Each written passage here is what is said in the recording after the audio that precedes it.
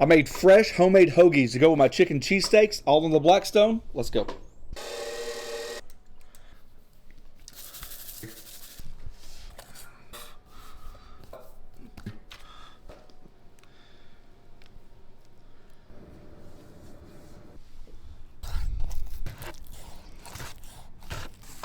Chicken's done. Add about 2 tablespoons of oil and add your favorite seasoning. This is kind of neutral: salt, pepper, garlic, and butter. Give that a mix, set it to the side, and we can work on our vegetables.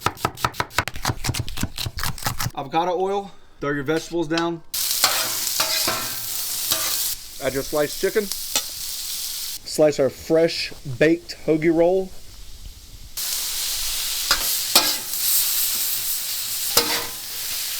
One slice of Gouda, 1 slice of pepper jack. Pepper jack. Put that bun right over top of it to trap all that steam, moisture, flavor, and melted cheese.